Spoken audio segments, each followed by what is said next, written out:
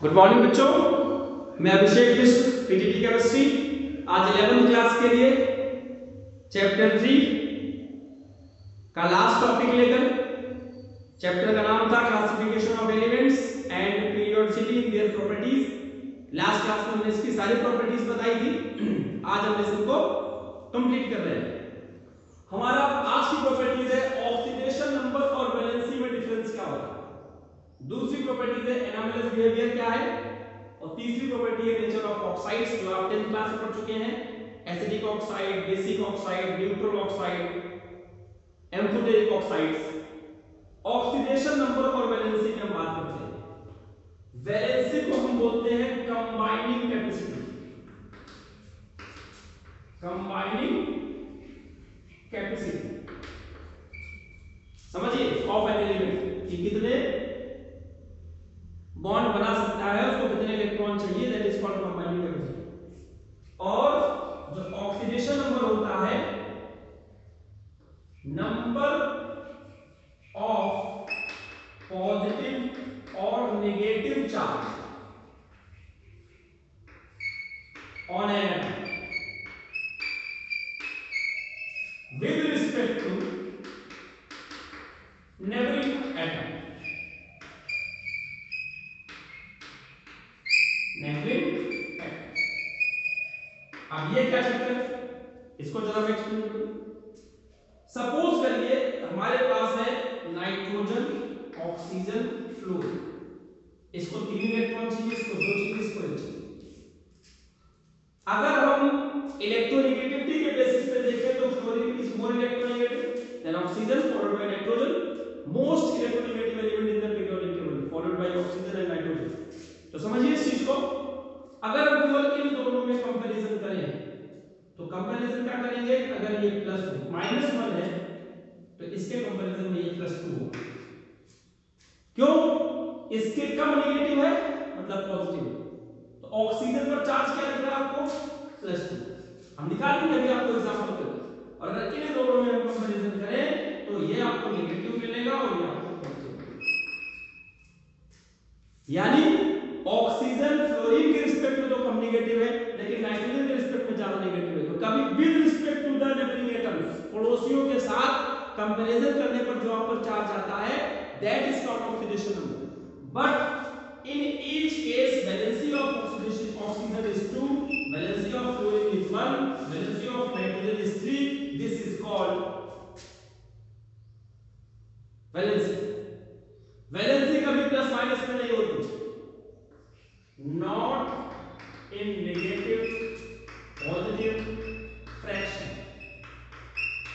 और यहां पर नेगेटिव भी हो सकता है, पॉजिटिव भी हो सकता है, फ्रैक्शन भी हो सकता है। अब इस चीज को देखिए एग्जांपल के साथ हम कैसे कर सकते हैं। ऑक्सीजन, फ्लोरीन, इसके साथ देखेंगे, इसका ऑक्सीडेशन नंबर निकालना है। मैंने x मान लिया, फ्लोरीन का -1 क्योंकि वो इलेक्ट्रोनेगेटिव है, इसकी वैलेंसी -। इसकी जो ज्यादा इलेक्ट्रोनेगेटिव है उसका वैलेंसी, उसका ऑक्सीडेशन नंबर होगा। तो यहां पे आ जाएगा x = 0 क्योंकि यहां पर कोई चार्ज नहीं है। तो अब x - 3 = 0, x - 2 सॉरी x = +2। ये ऑक्सीजन में क्या आ गया, +2 चार्ज आ गया। और इसी ऑक्सीजन को अगर ऑक्सीजन से कंपेयर किया जाए तो मतलब ना तो नेगेटिव ना तो पॉजिटिव, दोनों का ऑक्सीजन पर क्या आ जाएगा, 0। ZER। क्यों? क्योंकि ऑक्सीजन को ऑक्सीजन से ही कंपैरिजन करेंगे, ना तो इलेक्ट्रोनेगेटिव होगा ना तो इलेक्ट्रोपॉजिटिव होगा। तो the amount of charge on an atom with respect to its neighbouring compounds, the neighbouring atoms in the compounds are called oxidation number, while valency is the simply combining capacity of an element। आपके NCERT में question दिया हुआ है, एक chlorine है, एक H2O है, यहाँ पे 5 है, यहाँ पे 4 लगा हुआ है, +2।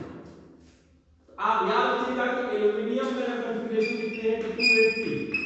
Valency is always 3, but oxidation number हम x रख के निकालेंगे, x प्लस क्लोरीन का -1 पूरे वाटर का 0, इसमें 5 को मल्टीप्लाई कर सकते हैं, इक्वल टू +2 यहाँ पे चार्ज है, यहाँ पे आ जाएगा x = +3। दिस इज कोइंसिडेंस, यहाँ पर वैलेंसी और ऑक्सीडेशन नंबर सेम। और वैलेंसी और ऑक्सीडेशन नंबर 2। अब कोवैलेंसी एक टर्म होता है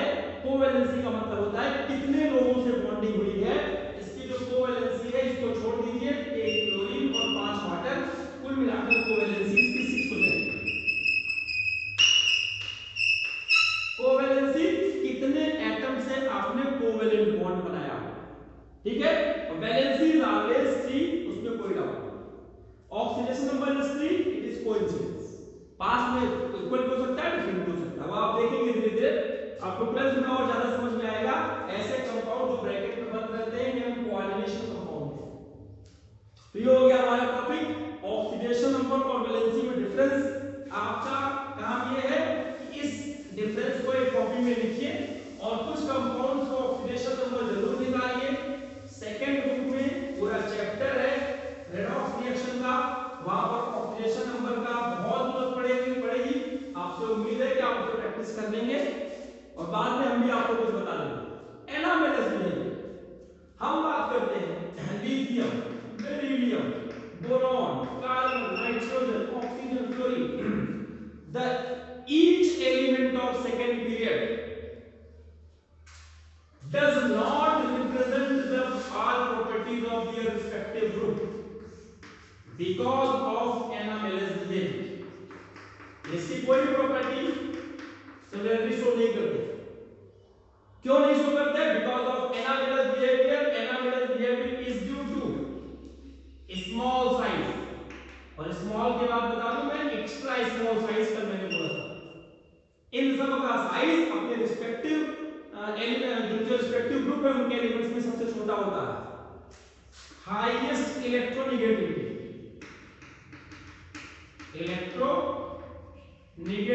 सबसे छोटे होते हैं, इलेक्ट्रोनेगेटिविटी सबसे ज्यादा होती है। तीसरा absence of d orbitals, most important, इसके चक्कर में उनकी कोवेलेंसी फिक्स हो जाती है, फोर्स से ज्यादा बॉन्ड नहीं बना सकते, इसके कोई भी एलिमेंट फोर्स से ज्यादा बॉन्ड नहीं बनाएगा। हाँ जी, इसके बाद ability to form H bond, ability to form H bond, ये हम आपको नेक्स्ट लेसन में एक्सप्लेन करेंगे H बॉन्ड क्या है, कितने तरह के अट्रैक्शन होते हैं। इनके चक्कर में ये सारे एलिमेंट अपने रिस्पेक्टिव ग्रुप्स के एलिमेंट की प्रॉपर्टी शो नहीं करते। That is called anomalous behaviour and anomalous behaviour is mainly due to this reason. Problem क्या होती है? लिथियम मैग्नीशियम की प्रॉपर्टी शो करता है, बेरिलियम एल्यूमिनियम की प्रॉपर्टी शो करता है। तो this relationship is called diagonal relationship. Diagonal relationship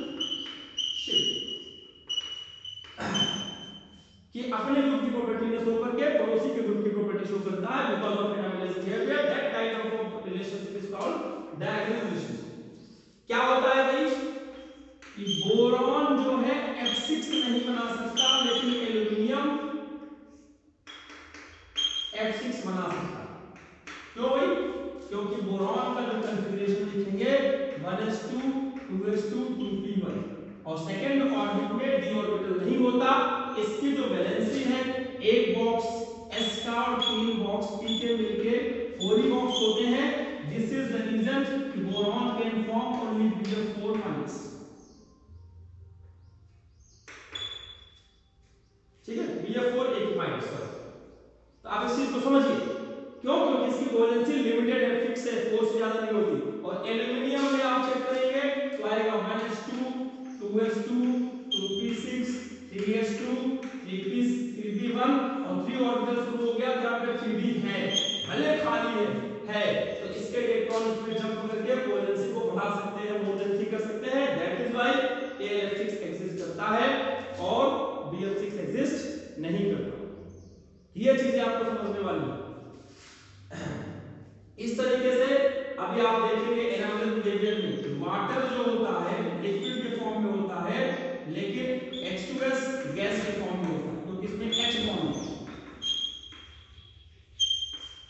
मैंने कहा था ability to form H bond. H bond strong attraction है, मॉलिक्यूल पास रहेंगे तो लिक्विड के फेज में रहेगा, इसमें H बॉन्ड नहीं होगा। क्राइटेरिया क्या है? इलेक्ट्रोनेगेटिविटी का। तो H बॉन्ड बनाने की विधि क्लोरीन में है, ऑक्सीजन में है और नाइट्रोजन में है, और इसके साथ बनाते हैं H के साथ बनाते हैं। यहाँ सल्फर इन सब में नहीं है, इसलिए इसमें H बॉन्ड नहीं है। उसके बारे में एक और क्लास लेंगे। तो ये हमारे टॉपिक्स हैं।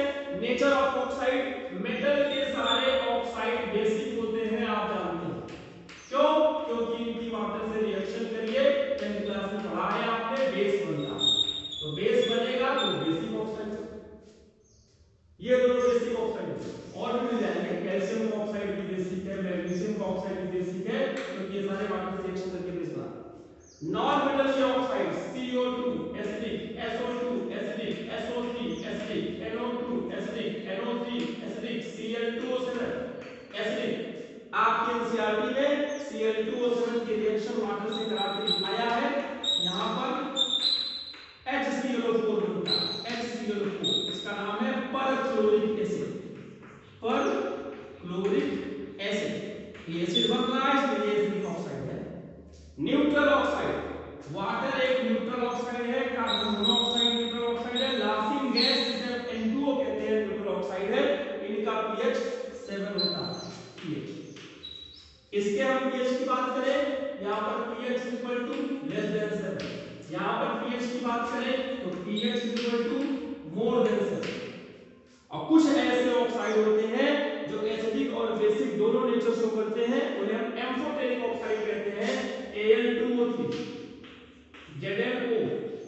ये आप 9th to 10th क्लास में पढ़ चुके हैं, मैंने ही पढ़ाया है मेटल नॉनमेटल के चैप्टर में। इनकी रिएक्शन, इसकी रिएक्शन आप एसिड से भी करा सकते हैं, बेस से भी करा सकते हैं, HCl से भी करा सकते हैं, NaOH से भी करा सकते हैं। आप करा के रख लीजिएगा या आपके लिए होमवर्क मान लीजिए। तो यहाँ पर हमारा सारा लेसन खत्म हो जाता है। जो होमवर्क वगैरह होगा हम आपको करके दिखा देंगे। नेक्स्ट क्लास से, नेक्स्ट वीक से हमारी क्लास हो सकता है रेगुलर हो।